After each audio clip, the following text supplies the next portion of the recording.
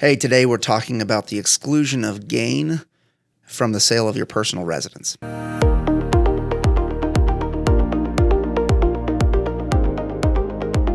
For many Americans, a home is their most valuable asset. And it can be one of the most valuable investments a person can make. Homes generally have appreciated over time. People, aren't likely to sell them on a whim or to dispose of the asset. They're insured. There's a lot of reasons that a home can be a very valuable asset for a person and one that yields a lot of dividends in the future. One of the other great advantages of a personal residence is that gain from a personal residence is generally not taxable. So you've got an asset. It can grow well. Sometimes it beats the market, and it's also not taxable when you sell. As with any tax benefit, you need to be familiar with the rules that govern the tax benefit. So let's go over just generically what those are really fast. First, ownership. You must have owned the home for 2 out of the last 5 years, ending on the date of sale. You must have used the home as a primary residence for 2 of the last 5 years. And 3, you must not have excluded the gain from another home within the last 2 years, or 2 years from the date that you sell the current home.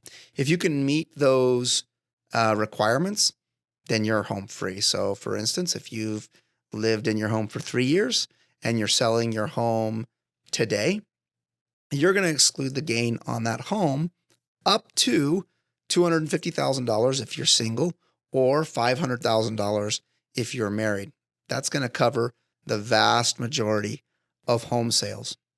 And quite frankly, if you're single and your gain's $300,000, get married.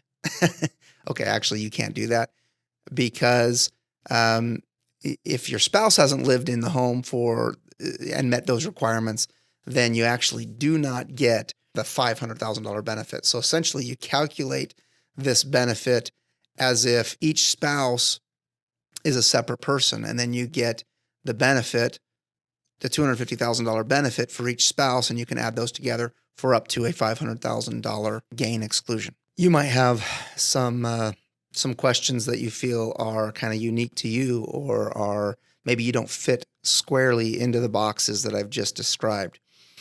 Maybe you haven't lived in your home for a full 2 years yet. Maybe you've only owned it for a year and you want to know if you can still exclude some gain. There's still some options for you. And there's lots of other iterations. Maybe you've used your home partially for business, or maybe you live in a duplex and you rent one half and you live in the other half. Do you qualify for a gain? Well, you could.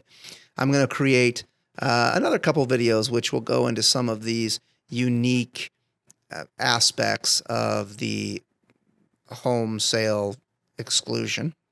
We actually call it the 121 exclusion. And so watch for those. But for most of you, if you lived in your home for a few years and you want to sell it, you're going to be able to take all of the profits out of that home. You're not going to pay tax on it. You don't have to buy another home in order to take advantage of that. That was an old rule from a couple decades ago. Some people still have that in their mind. My dad still had that in his mind 2 years ago. If that's in your mind, don't worry about it. You're not under pressure to go buy another home. You don't have to do anything. You just have to sell your home, take your proceeds, and do whatever you want with them. You can go on vacation with them. You can invest them. You can buy another home with them. You can do whatever you want. For the rest of you who have special circumstances, one of my future videos might address those circumstances. And if they don't, you can always give me a call and we can talk specifically about your situation and what options there are available to you. Hope this was helpful.